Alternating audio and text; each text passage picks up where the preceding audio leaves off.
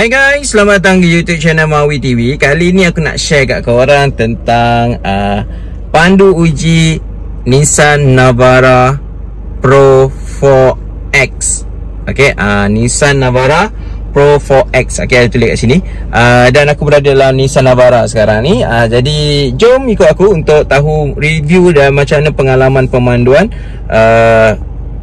Nissan Navara ni. Jadi jangan lupa like dan subscribe YouTube channel Mawi TV. Kita jumpa sebentar lagi. Bye.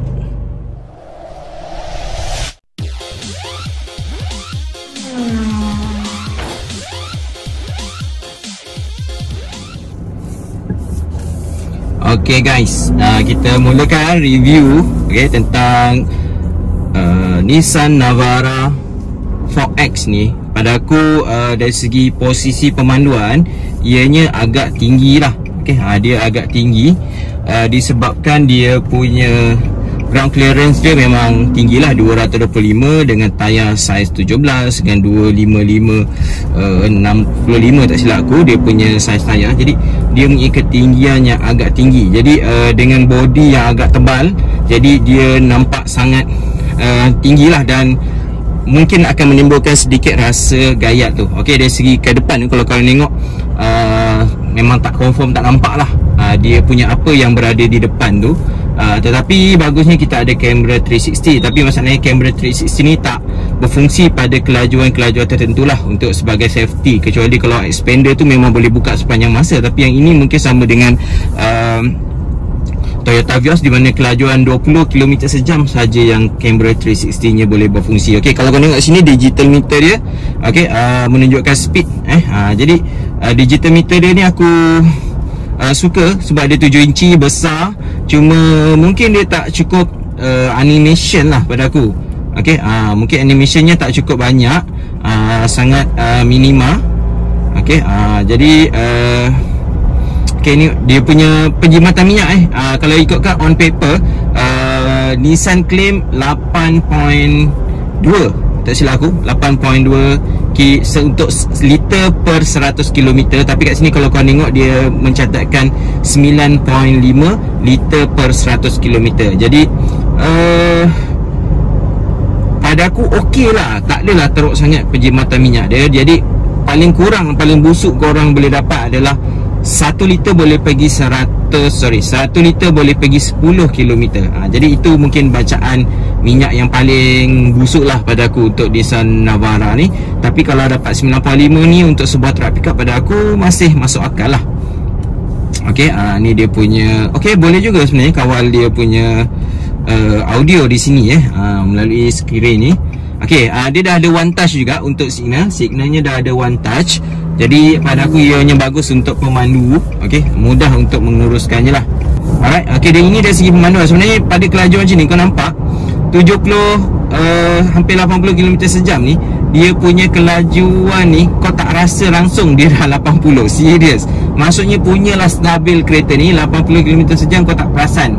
Cuma aku perhatikan dia ada sedikit gegaran lah, sebab dia adalah truck pickup yang tinggi dan ground clearance dia tinggi. Jadi kalau kau lalu lekuk, kau akan rasa lah lekukan itu semua. Jadi itu yang membezakan lah truck pickup berbanding kereta biasa, sedan ataupun MPV lah. SUV mungkin ada sedikit persamaan, tapi kalau kau tengok kat sini dia punya elongan badan tu memang ada. Okey, sebab dia tinggi. Jadi kau kena pastikan kalau kau orang memilih. Okey, ada setengah orang tanya aku juga, okey, dia ada daripada sebuah kereta sedan nak beli pickup. Okey, pada aku yang penting kau sebenarnya kena pastikan kau orang boleh tak selesa dengan dia punya elongan ni. Okey, sebab kereta dah confirm sedap lah. Contoh kalau kawan aku tu kebetulan dia ada City GMC. Jadi bila dia nak upgrade kepada Triton contohnya, okey, kau kena pastikan bahawa kau kena faham kereta tu tak sesedap sedan. Okey, cuma Triton tu pada aku antara yang paling comfort lah antara kebanyakan pickup ni. Okey, jadi itu kau kena pertimbangkan lah, terutamanya untuk barisan kedudukan belakang tu. Okey, belakang tu lagilah dia punya lantunan lebih tinggi sedikit, sebab kau kena faham bahawa suspension belakang tu untuk mengangkut beban. Jadi bila tak ada beban, dia punya soft tu memang dah tak ada lah. Okay, dia soft dia tu dah sangat-sangat minimal. Okey, jadi kat sini kalau kau tengok dia punya kestabilan dia, bunyi bunyi pun pada aku agak minimum yang masuk ke dalam kabin. Ya betul. Okey, yang ni dia punya lane departure alert ataupun apa yang Nissan panggil, aku tak pasti. Okey, jadi dia boleh mengesan lah, cuma dia tak assist korang lah untuk masuk. Tu dia punya spek ni memang Nissan Intelligent Mobility ni lebih kurang kepada Nissan Almera punya spek. Okey, dia punya sistem tu. Okey, jadi steering ni pemanduannya agak stabil. Pada aku dari segi, walaupun dia tak teleskopik, tapi dari segi dia punya posisi tu dah agak memadai lah. Kita akan cuba untuk jalan-jalan yang berliku sikit, kita tengok dia punya elongan macam mana. Cuma dari segi kesenyapan kabin, sebenarnya kabin ni agak senyap. Okey, angin pada aku agak minima dia punya bunyi. Okey, enjin dia sebenarnya pun agak minima. Okey, yang ni aku rasa kebanyakan adalah bunyi tayar bunyi tayar dan sedikit bunyi angin. Enjin sebenarnya hampir-hampir tak kedengaran dalam pemanduan yang kebetulan jalan ni adalah jalan baru. Jadi dia agak cantik lah. Alright, jadi tak adalah terasa bunyi bising tu. Dari segi kesenyapan kabin pada aku boleh diberikan pujian lah. Dia bukan cukup paling senyap, tapi pada aku kesenyapannya agak baik dan aku rasa dB dia agak rendah. Okay, nampak kita lalu kawasan kuning ni, lantunan dia tu memang agak ketara lah sebenarnya. Cuma tak adalah terhentak-hentak, dia agak sedap sebenarnya. Okay, ni kita pergi jalan yang berliku-liku ni. Kita nak test lah dia punya ni. Okay, dari segi power bila kita berhenti, bila kita nak mulakan tu, korang kena berhati-hati bila bawa kereta diesel dengan torque yang tinggi ni, sebab dia macam ada loncatan sikit. Kena hati-hati. Kadang ada orang dia macam terbiasa mungkin bawa kereta yang under power, tapi bila dia bawa truck pickup ni, dia tekan macam nak kereta tu lah. Jadi kesannya adalah takut dia melompat. Okay, dari segi kalau kau buat pandai, dia mungkin tak ada isu lah. Tapi takut korang yang tak biasa dengan torque yang tinggi ni, mungkin akan melakukan kesilapan dan mungkin boleh menyebabkan kemalangan. Tapi kau kena faham dia ada juga pre-collision system, yang macam Toyota tu, tapi tak panggil pre-collision system lah, adalah nama dia yang agak panjang tu, aku tak ingat. Okay, jadi kita berlalu kawasan yang berliku ni. Okay, pada kelajuan 80 km sejam, seleko yang ni. Okay, tak adalah teruk sangat elongan dia untuk kelajuan ini dengan seleko yang tak begitu berbahaya ni. Okay, ni agak laju. Pada aku agak-agak meyakinkan dia punya handling. Tak adalah teruk sangat membuang sampai kau rasa macam seram. Okay, pada kelajuan 80 ni aku rasa macam agak meyakinkan. Cuma aku tak pasti sama ada speed ni macam betul ke tak, sebab aku rasa macam agak slow tapi speed dah 85. Jadi adakah ini speed ni agak tepat sebenarnya, ataupun kereta ni terlalu stabil sehingga kita tak sedar yang kereta tu dah mencapai kelajuan sehingga 90 km sejam untuk jalan kampung ni, jalan dalam kampung ni. Alright. Okay, ni seleko yang agak tajam sikit. Wow, serius. Dia punya feel tu, handling dia sangat sedap dan tak membuang.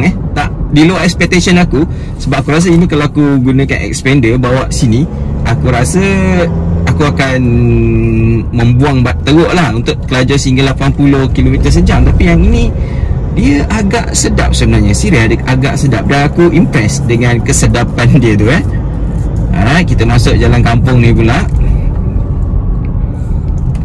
Okay, lalu bonggol. Okay, dari segi brake, walaupun dia punya brake disc hanya di bahagian depan, tapi aku rasa dia punya sistem brake tu agak meyakinkan sebab agak besar dia punya disc tu.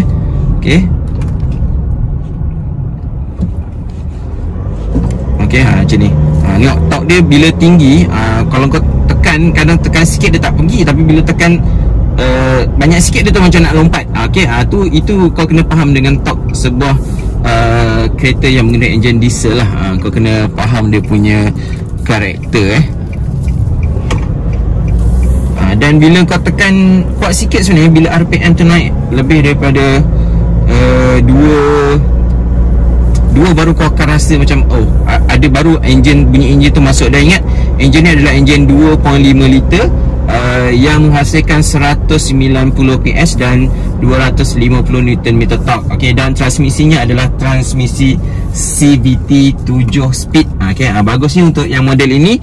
Dia datangkan sekali dengan transmisi CVT dengan auto dan manual mode Dan kereta ni aku rasa kan, kalau untuk sebuah truck pickup, dia dah level sebagai sebuah kereta biasa, sebab dia ada teknologi yang dah ada pada kereta. Kalau dulu truck pickup ni orang fikirkan untuk jalan pergi kebun, jadi dia tak adalah memberikan korang spek yang setaraf dengan sebuah kereta kan. Okey, tapi yang ini dia memang bagi spek yang ada pada sebuah kereta yang biasa. Dia punya pusingan radius pusingan dia adalah 6.25 meter. Okey, ni aku buat pusingan habis 6.25 meter.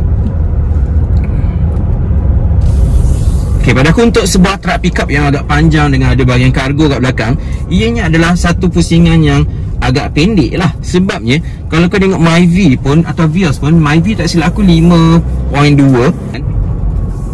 Okey, dari segi transmisi dia, okey, Nissan ni satu orang mungkin ada sedikit skeptical terhadap Nissan ni adalah kerana dia punya transmisi. Sebab kita tahu dalam ni Serena, dalam dia punya truck pickup pula, dalam dia punya X-Trail dan beberapa model lagi, kebanyakan ada juga beberapa kes di mana isu yang dihadapi oleh pembelinya adalah dia punya CVT. Jadi itu sebenarnya mungkin menyebabkan kenapa orang jarang memilih Navara ni.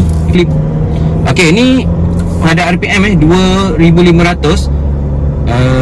Nampak dia punya bunyi enjin tu ada masuk sebab bila kita punya